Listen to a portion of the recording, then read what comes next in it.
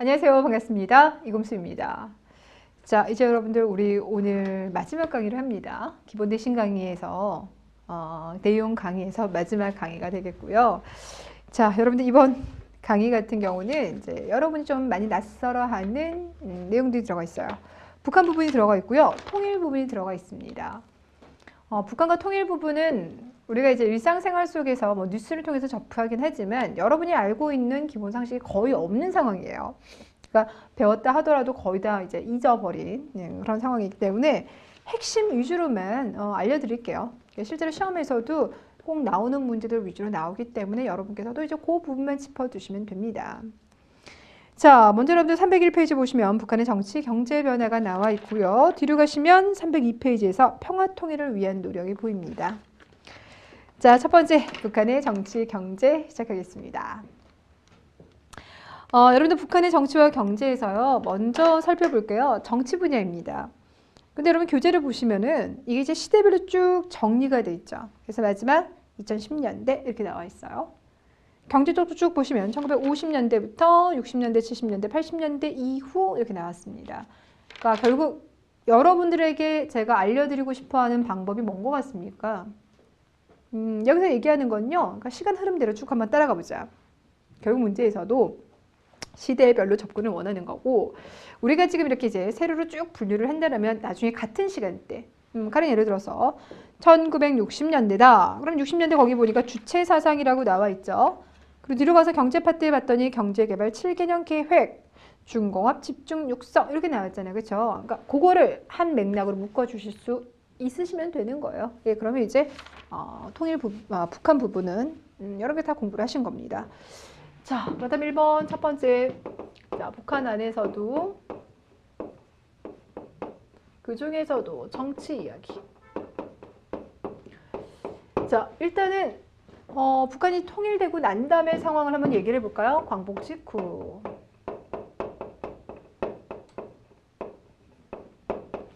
봤더니요, 이제 북한에 들어와 있는 다양한 정치 세력들이 공산주의를 표방하지만 그 안에서도 계파들이 좀 나눠져 있어요. 중심 인물이라고 본다면 일단 김일성이 있겠고요. 여러분 김두봉은 잘은 모르지만 이미 수업 시간에 몇 번 언급한 적이 있죠, 그렇죠? 어디에서 활동했었던, 예난에서 활동했었던. 그러면서 원래는 이제 김원봉과 같은 세력을 이루고 있었으나 나중에는 조선 의용대를 어떻게 이끌어갈 것인가 그 방향을 둘러싸고요. 입장이 나눠지는 거예요.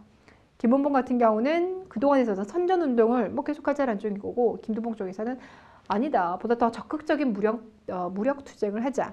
입장이 이렇게 갈려지면서 김두봉은 김원봉을 제외시켜버리고요. 이제 나머지 일파들을 데리고 어디냐면 중국 공산주의 세력이 털을 잡고 있었던 예난주로 가버리는 거죠. 자, 그리고 이제 우리가 국내에서요. 박헌영이라고 하는 사람에 대해서 언급했던 적이 있습니다. 언제 언급했었냐면요. 우리 광복하고 난 다음에요. 이렇게 정치 질서가 쭉 짜여져 있는 걸 정리하면서 우익과 좌익에 대한 개념을 나눠줬었어요. 그러면서 가장 좌쪽에서 나왔던 것. 가장 좌쪽에서 나왔던 사람이죠. 그가 바로 이제 박헌영이고 이 박헌영이 조선공산당을 이끌었습니다. 라고 했어요. 이해되시겠습니까? 오케이. 자, 그리고 그가요. 6.25 전쟁 전에 이제 월북을 이미 했던 그런 상황이에요. 이제 또 하나 사람은 여러분이 처음 들어보실 텐데 허가이라는 사람이 있습니다. 이 사람은 중앙아시아 쪽 태생이에요.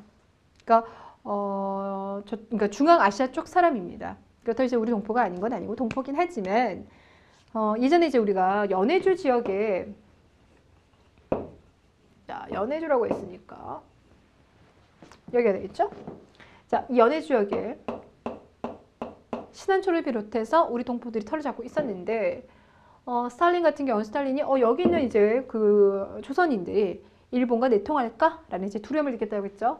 그래서 이들을 저 멀리 있는 지금 지도를 그리면요. 여기서 지금 제가 간 거리에 한 3배 정도 더 가야 됩니다. 그래서 쭉 저기 멀리 있는 중앙아시아 쪽에 이주시켰다 했는데 그쪽 태생입니다. 그래서 어렸을 때부터 소련 공산당 쪽과 이제 연계되어서 활동을 했었던 인물 되겠는데 그런데 이들 같은 경우는 지금 기본적으로 활동했었던 지역들이 있어 약간 조금 차이가 나죠. 그렇죠? 그래서 우리가 허가이 쪽을 중심으로 해서 뭐라고 하냐면 소련파 이렇게 불러줘요. 그래서 소련이 45년 해방되고 난 다음에 군대를 끌고 북한에 주둔하게 되죠. 그렇죠? 그때 같이 들어오는 사람이고 박헌영 같은 경우는 남조선 노동당을 이끌었던 사람입니다. 그렇죠? 그래서 남노당파. 김두봉 같은 경우는 중국 어디에서 털을 잡고 있었다고요? 예난죠. 그래서 여긴 예난파. 자, 그러면 김일성과 같은 중국 쪽에서 활동했는데 그를 뭐라고 하냐? 갑산파. 자, 왜 갑산파라고 불러주냐면 김일성 하면 생각나는 전투가 하나 있어요. 동북 항일 연군이 게릴라 전술을 많이 펼쳤다고 했죠. 그 중에 대표적인 것이 뭐가 있냐면 보천보 전투가 있다고 했습니다. 기억이 나실까요? 맞아요. 그 보천보 전투. 그 보천보 전투가요. 그러니까 김일성 그 이제 그러니까 군부대가 두만강을 건너옵니다. 그래서 함경남도를 진출했는데 그 함경남도 갑산군을 공격을 한 거예요. 이게 바로 보천보 전투. 그래서 거기서 가지고 이들 일파를 이제 갑산파 이렇게 불러줍니다. 되셨어요? 자, 세력이 나눠져 있었는데 뭐 다 알다시피 결국 누가 권력을 잡습니까? 김일성이 권력을 잡아요. 그리고 김일성은 이 권력을 잡을 때요. 다른 세력들을 제거를 해야 되겠죠. 그 시점은 언제로 보냐면 6.25 전쟁 중입니다. 그러니까 전쟁하면서 결국 이들이요. 패하게 되잖아요. 그러니까 패하면서 나머지 세력을 숙청하는 거예요. 그래서 김두봉도 박헌영도 허가이도 특히 이제 김두봉 같은 경우는 김일성이 추진하고 있었던 농업 정책이라든지 식량 정책에 대해서 반발을 했어요. 그래서 허가이 쪽과 손잡고 그럼 이제 비판하려고 하였으나 김일성이 니네 지금 전쟁에서 그런 식으로 패퇴하니? 뭐 이런 식으로 이제 몰아가는 거죠. 책임을. 그러니까 책임 공방을 따지면서 몰아가면서 이들을 제거했고요. 결국 허가이 같은 경우는 나중에 자살했다라고 합니다. 그래서 김일성이 권력을 잡았더라. 됐나요? 그럼 지금부터 이제 볼 모습들은 김일성이 그래서 어떻게 체제를 강화시켰느냐인데요. 60년대 같은 경우는 일단 이게 내가 이렇게 우월하다, 나를 이렇게 따르게 할 만한 뭔가 이제 그 사상적으로 개조를 하는 게 필요하겠죠. 그 당시 60년대라고 하면 또 그 공산주의 세력에서 어떤 세력 갈등이 있었냐면 중국의 공산당이 왜 우리는 항상 그 러시아, 소련 있죠? 그 소련 쪽 공산주의 입장을 항상 따라가야 될 것인가? 우리는 우리만의 독자 노선을 걷겠다 이런 얘기를 합니다. 그런 이야기를 하게 되는 근본 배경 속에는 뭐가 깔려 있냐면 중국과 러시아 간에요, 그러니까 소련 간에 국경 분쟁도 막 일어나고 있었거든요. 그러다 보니 그런 갈등에서 각자 독자 노선을 걷겠다라고 하고 그런 걸 바라본 김일성은 무슨 생각했을까요? 그래? 중국도 독자 노선이야? 그럼 나도 독자 노선. 이해되시겠습니까? 오케이. 자, 그래서 독자 노선을 표방하면서요, 내세운 사상이 있어요. 이게 바로 주체 사상이라는 겁니다.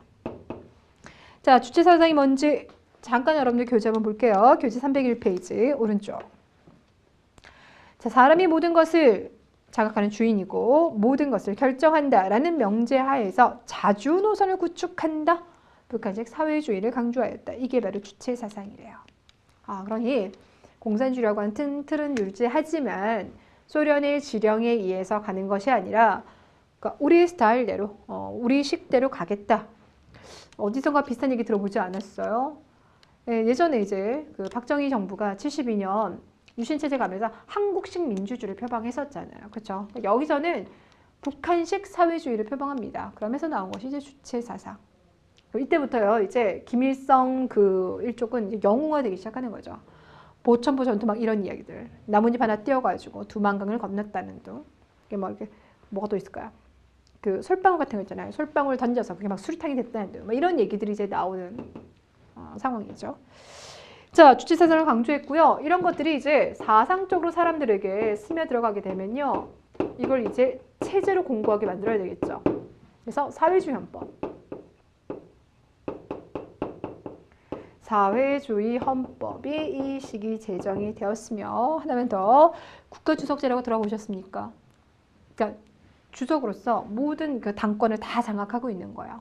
기본적으로 주석이라고 하면 어느 정당의 최고를 말하는데 근데 여러분 우리 같은 경우는 지금 정당이 여러 개가 있지만 북한 같은 경우는 딱 하나밖에 없죠.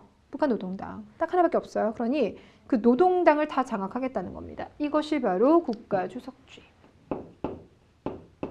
국가주석제. 되셨어요? 그래서 우리가 김일성 주석 이렇게 얘기를 했죠. 그래서 국가주석에 올라가게 되고요. 80년대부터는 그냥 쓰진 않고 제가 말씀드릴게요. 80년대부터는 자신의 아들에게 권력을 넘겨주기 위한 작업에 들어갑니다. 그래서 실제로 80년대 이제 후계 체제를 공식화했고요. 그리고 이제 김일성이 90년대 사망하고 난 다음에 김정일에게 넘어갔고, 근데 김정일 같은 경우는 주석이 아니라 이제 국방위원장의 자리에 올라가죠. 그리고 2010년대에는 김일성이 사망하고 난 다음에 이제 김정은에게 넘어가면서 이게 무슨 지금 전근대 사회도 아니고요. 그죠? 21세기 이 시대에 3대에 걸쳐서 독재 정권을 세습하고 있는 모습을 우리가 현재 보고 있는 상황이다. 됐나요? 자, 이번에는요. 301페이지에 나와 있는 북한의 경제 변화를 봅시다. 자, 일단 기본 이렇게 딱 틀만 여기 남겨두고요. 그대로 연결시켜서 경제.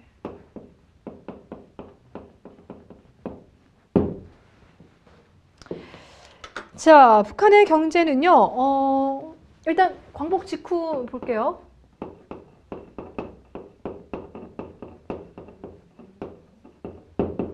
뭐 했을까요, 여러분들? 북한은요, 우리보다 토지개혁 일찍 한다 그랬죠. 그래서 그들이 토지개혁을 했던 시기가 언제냐면 46년이에요. 토지개혁. 농지개혁을 했죠. 근데 우리와 구분되어진 농지개혁의 특징 3가지만 얘기해 주실래요? 자, 일단 첫 번째, 북한은 몇 정보 이상을 대상으로 한다? 5정보 이상을 대상으로 한다. 하나요. 두 번째, 여러분들 알고 있는 거 뭘까요? 무상몰수, 그렇죠. 무상으로 가져왔으니까 무상으로 나눠준다.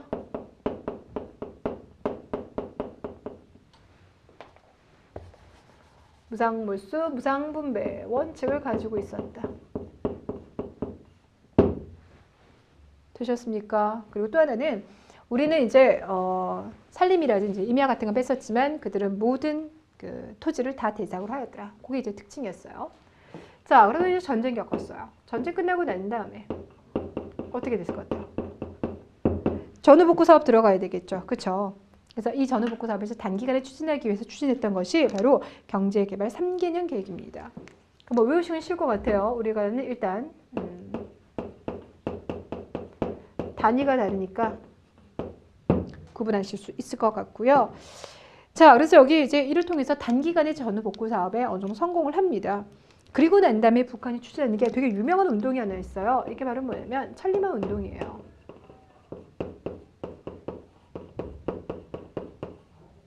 천리마. 그러니까 말은 말이에요. 근데 말이 얼마를 하는데요? 천리. 한 번에 쉬지 않고 천리. 10리하면 4km, 100리하면 40km, 1000리하면 400km. 한 번에 천리를 달 수 있는 천리마처럼 우리도 뭐하자? 가열차게 생산력 향상시켜보자. 이것이 바로 천리마 운동이에요. 그래서 여러분들이 이 천리마 운동은 다른 거 필요 없고요. 생산의욕, 생산력 향상시키자. 이 운동이 되겠습니다. 되셨어요? 그리고 또 하나는요. 북한이 국유제잖아요. 그렇죠? 그래서 농업을 할 때도요. 일단 기본적으로 국가가 모든 토지를 소유하고 난 다음에 그것을 이제 농민들에게 이제 농사를 시켜야 하는데 이걸 개별적으로 시키는 것이 아니라 협동농장 체제로 갑니다.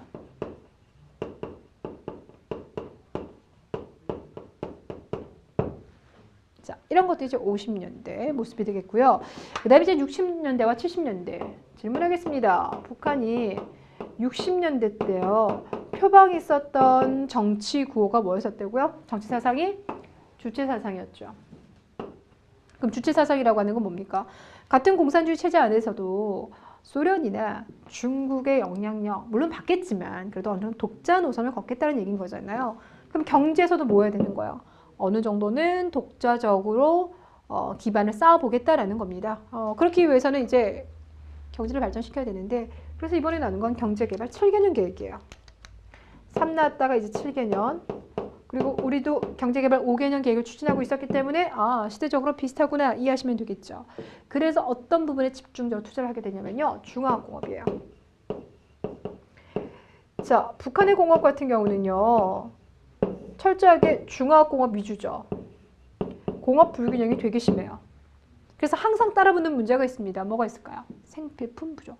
그 생필품 부족이요. 이런 공업의 정책으로 인해서 발생을 해요. 그래서 항상 과도한 국방비 뭐 이런 문제가 또 되고요. 자, 그러했던 북한의 경제가요. 이제 중화공업을 지나치게 육성했기 때문에 생필품이 부족한 문제도 있었지만 또 기본적으로 이 사회주의가 가지고 있는 생산의 비효율성 있죠. 그렇죠?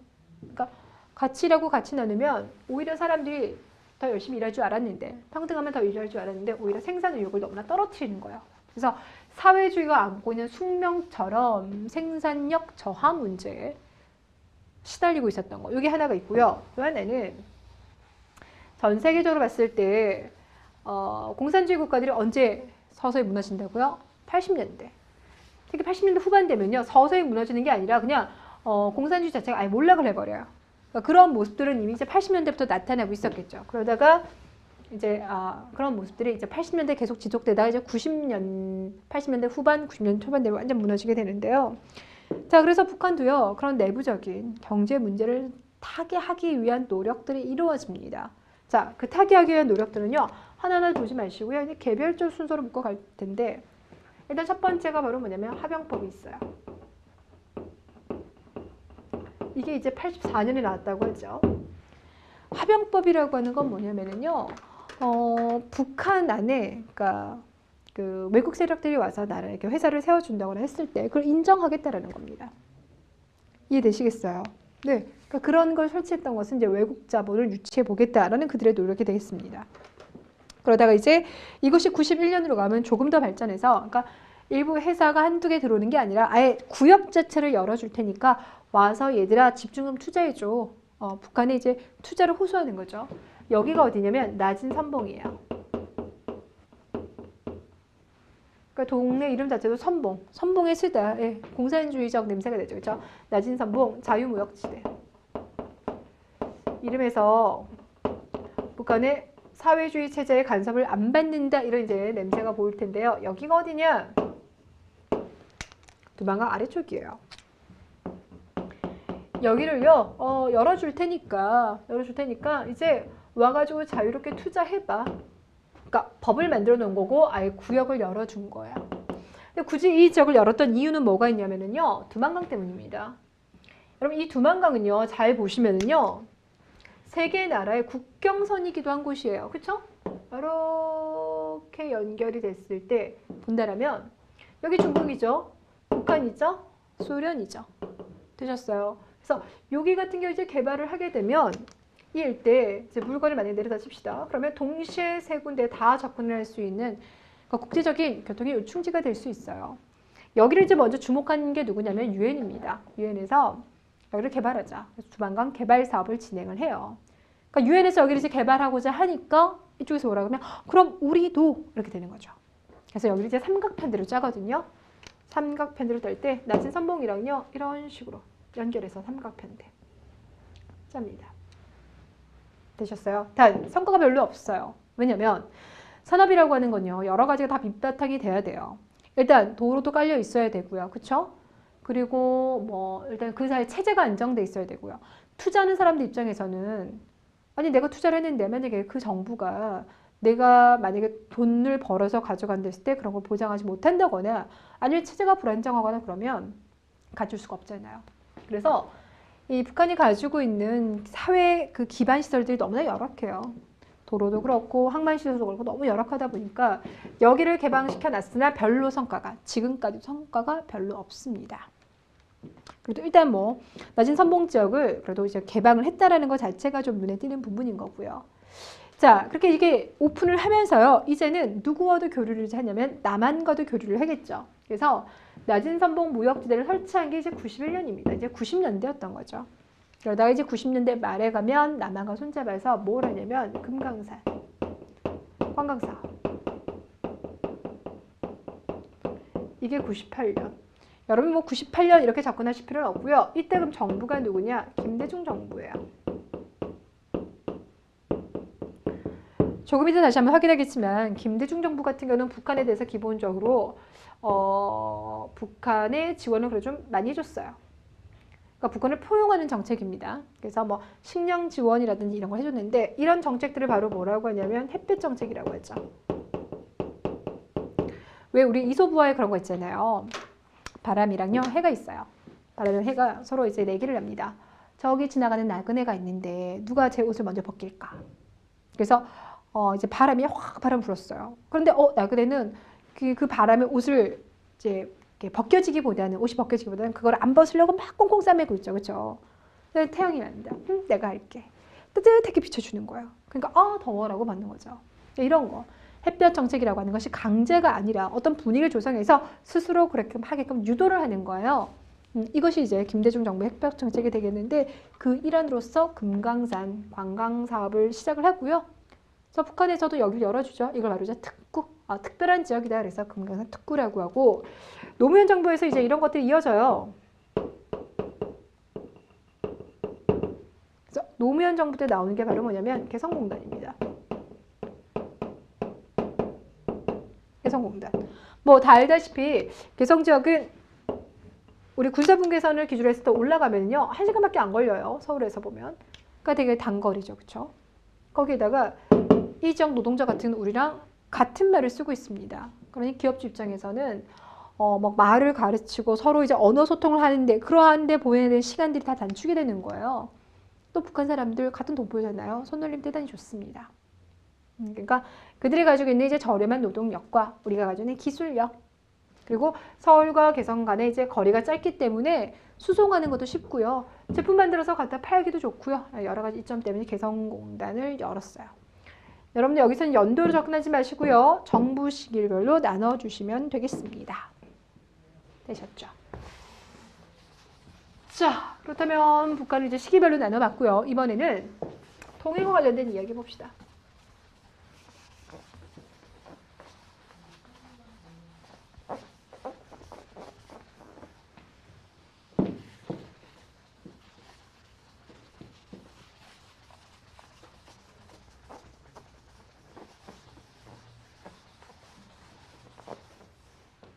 통일. 자, 302페이지 평화 통일을 위한 노력이 나왔어요. 이것은 이제 통일을 위한 우리 정부의 2번이 되겠네요. 네.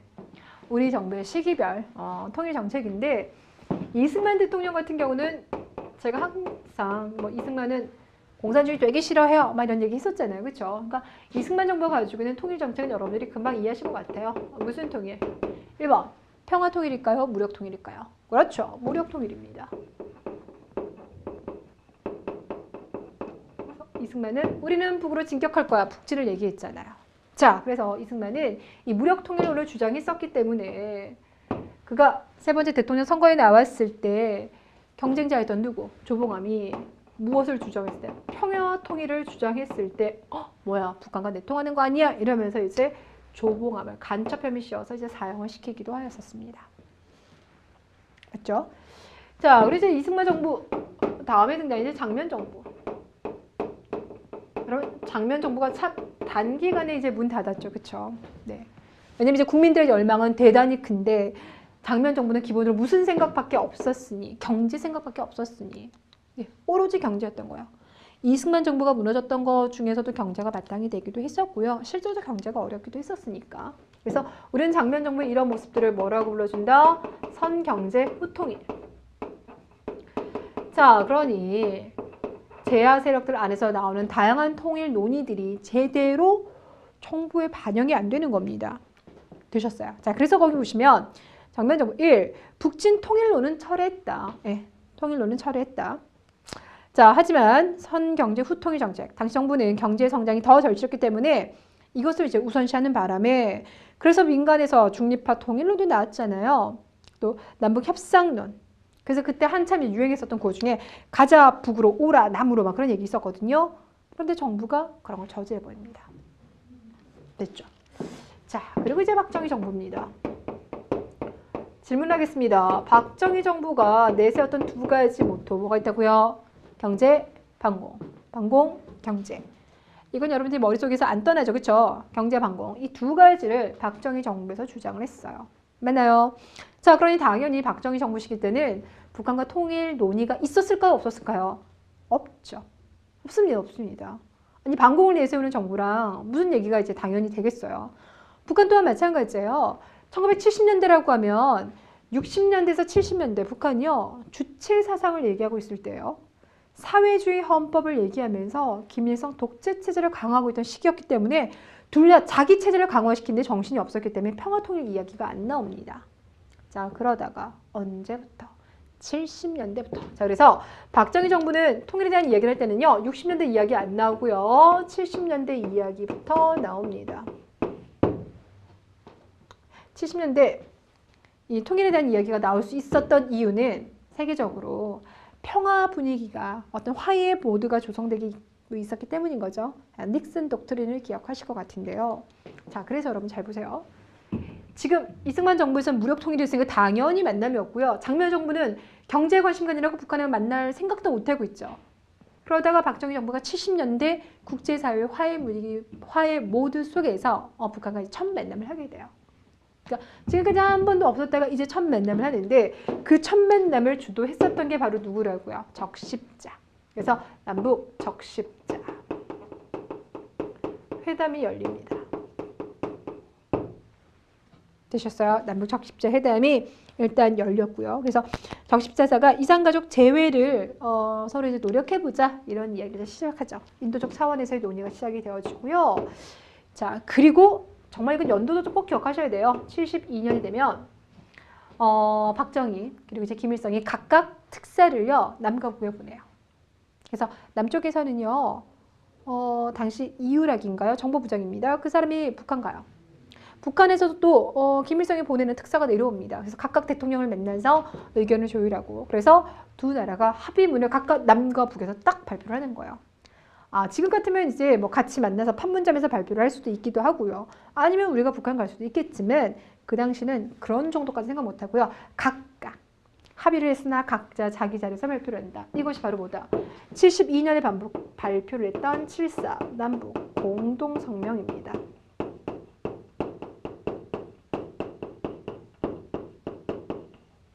됐나요? 이 7.4 남북 공동성명에는요. 그래서 항상 따라붙는 수식어가 최초의 남북 합의안이다 라는 이야기가 따라붙습니다. 뭐라고요? 최초의 남북 합의안이다. 최초 합의. 이 이야기가 항상 따라붙고요. 그렇다면 우리는 궁금해요. 도대체 무엇을 합의하였는지를 봤더니 자, 교재 303페이지 거기 위에 보시면 사료 나와 있죠.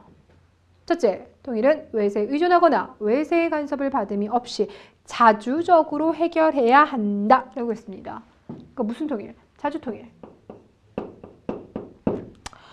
둘째, 통일은 서로 상대방을 반대하는 무력 행사에 의거하지 않고 평화적인 방법으로 실현해야 된다. 무슨 통일? 평화통일. 우리 앞서서 봤던 이승만 정부 대놓고 무력통일 얘기했었는데 그 무력통일안이 정말 우리도 폐지가 되었구나 알 수 있죠. 그렇죠? 셋째, 사상과 이념, 제도의 차이를 초월하여 우선 하나의 민족으로서 민족적 대단결을 도모하여야 한다. 되셨어요? 민족 대단결. 그래서요, 여러분이 보시는 시험은 주관식 없죠. 그쵸? 서술형 없습니다. 객관식 문제이긴 하지만 그래도 자주, 평화, 민족 대단결. 자주, 평화, 민족 대단결. 그냥 외우세요. 최초로 합의한 거잖아요. 얼마나 아름다워요. 남의 간섭 안 받고 오래끼리 싸우지 않냐고 평화롭게 되셨습니까? 자주 평화 민족 대단결이라는 큰 틀이고요. 그 큰 틀은 지금도 쭉 이어지고 있는 거예요. 최초의 합의안이면서 현재에도 영향을 두고 있더라. 되셨습니까? 자, 그런데 우리가 얘기했었어요. 앞에서 뭐라고 얘기했었냐면 이렇게 7.4 남북 공동성명까지 발표를 하면서 평화 분위기를 조성했지만 그리고 돌아서고 난 다음에 그게 10월이에요. 72년 10월 박정희 말합니다. 지금 한참 평화 분위기가 조성됐네요. 그럼 통일 가야 되겠죠? 그러기 위해서 뭐가 필요하다? 한국식 민주주의가 필요하다. 그러면서 만든 게요. 유신헌법이에요. 되셨어요? 그러니까 결국 남북 정부는요. 그러니까 뭘 이용한 겁니까? 이러한 어떤 뭐 국제적인 분위기 또 국민의 열망을요. 자신의 독재에 이용을 한 겁니다. 북한도 마찬가지고요. 되셨어요? 자, 그래서 남한에서는 이것을 이용해서 유신헌법이 나오게 되고요. 북한에서는 사회주의 헌법을 제정하는 등 독재 체제를 강화하였다. 자, 그러다가 이제 남북 교류에서 이제 진전이 보이는 시기가 이제 언제부터냐면요. 90년대입니다. 그러니까 80년대 말 공산주의 체제가 무너지면서 북한이 고립돼요. 일명 이제 국제 왕따가 되죠. 그 전까지는 이제 소련이나 중국이 많이 후원해줬지만 이 소련도요 다 와해가 돼가지고 러시아 독립국가연합 이런 식으로 다 와해가 됐잖아요. 그러니까 자기 지금 코드 석자이기 때문에 북한을 지원해주기가 어려워요. 그러니까 무엇보다 북한은 외교적 고립, 더 나아가서 경제적 고립, 그죠? 그러니까 북한이 이제 경제적인 어려움들이 이제 본격 이제 시작이 되었기 때문에 자, 그러니까 북한 입장에서 이제 국제사회 무대에 나와줘야 되는 상황이에요. 자, 그런 것들이 이제 어느 시기 때 보인다? 노태우 정부 시기 때 보인다. 자, 그래서 노태우 정부가 출범한 게요, 88년이에요. 87년 6.29 민주화 선언을 통해서 일단 그 노태우가 당시 이제 대통령 후보로서 선언을 한번 했었죠. 그리고 이제 82년에 권력을 잡았고, 그럼 88, 89, 90, 91, 92까지 권력 잡는 거죠. 우리 앞에서 노태우 정부 시기 이야기하면서요, 주변에 있는 그 사회주의 국가들 있잖아요. 특히 동유럽의 사회주의 국가들과 교류를 시작했습니다라고 했었죠. 그걸 바로 이제 북방 외교라고 얘기를 했었는데, 이제 그런 이제 노태우 정부의 분위기가 북한에게도 그렇게 나쁘진 않았을 거예요. 자, 그래서 내가 결국 뭘 얘기하고 싶냐면, 그래서요, 91년에 그동안 남북한은요, 서로, 그러니까 이런 얘기를 하면서도 서로 체제를 인정 안 했어요. 그러니까 각자 나라라고 인정하는 건 아니죠. 한반도의 나라는 우리밖에 없어. 우리는 그렇게 얘기하고 북한은 한반도의 정식 국가는 자기네밖에 없어. 이렇게 얘기했는데, 근데 이제 이런 이제 분위기 속에서 뭐 일단 당장 지금 통일이 되지 않는다도 서로를 인정을 하자. 서로를 부정하면서 출발하지 말고 인정을 하자. 국가라고 인정하면요, 어디에 들어가냐면 유엔에 들어가는 거예요. 그래서 우리가 91년에요, 유엔 동시가입이에요.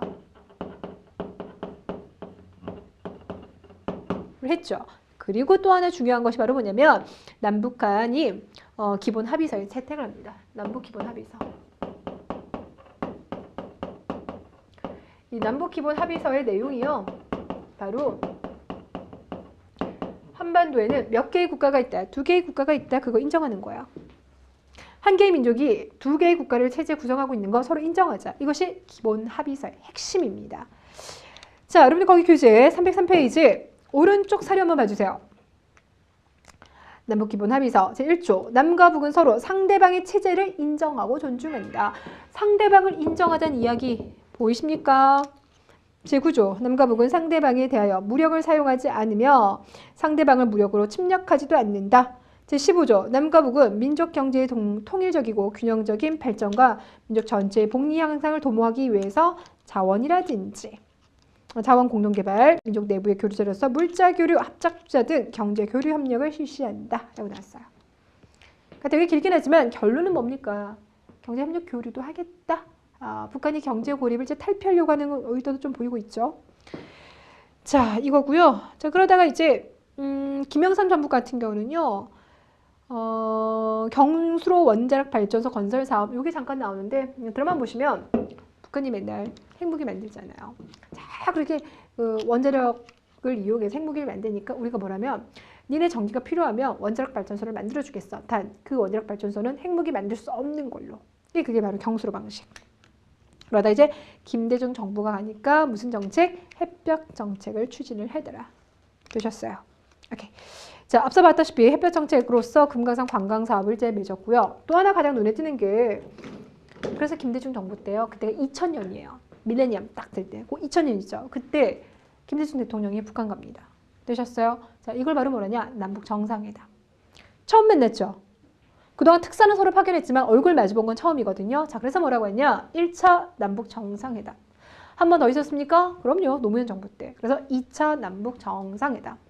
자, 우리는요, 뭐 1차, 2차 그 명칭은 여러분들 뭐 금방 아실 것 같으니까, 그래서요, 만나러 갔으면 거기서 합의문 나오지 않겠습니까? 예, 그거 봐주셔야 돼요. 자, 1차 남북 정상회담 이후에 발표된 게 6.15 남북 공동선언입니다.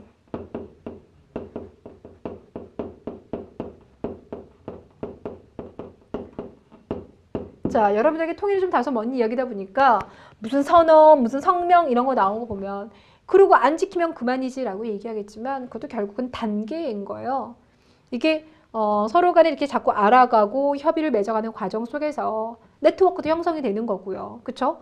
그러니까 이해도 하게 되는 거고 현실을 직시하게도 되는 것도 있는 거기 때문에 이런 것들이 그 안에서 그래도 뭐 안 지키잖아. 요즘 북한 계속 핵무기 만들잖아. 이런 것도 있겠지만 이런 계속 만나는 과정 속에서 서로를 알아가는 과정이라고 생각하시는 것도 괜찮을 것 같아요. 자, 그리고 이제 노무현 정부 같은 경우는 개성공단을 건설을 해서 북한과 보다 더 한 단계 더 나아간 경제 교류가 되고요. 그리고 제2차 남북 정상회담 되셨습니까? 오케이. 자, 근데 반면에 이제 이명박 정부 같은 경우는요, 일단 좀 강경입니다. 햇볕 정책 없어졌어요. 그래서 북한이 이렇게 핵미사일 실험을 계속할 시에는 원조하지 않겠다. 그래서 식량 원조를 비롯한 대부분의 원조가 중단이 됐고요. 그리고 이제 박근혜 정부에서도 그 기조는 그대로 유지되고 있는 상황입니다. 자, 문제에서 나올 때요. 기본적으로 나오는 것이 302에서 303페이지까지 나오는 요 시대별, 정부별 성격 있잖아요. 이거 물어봅니다. 자, 그래서 요것만 구분하시면 되겠습니다. 자, 수고하셨습니다. 고생 많으셨고요. 우리 다음번에 이제 문제풀이 강의에서 찾아뵙겠습니다. 복습 많이 하시고요.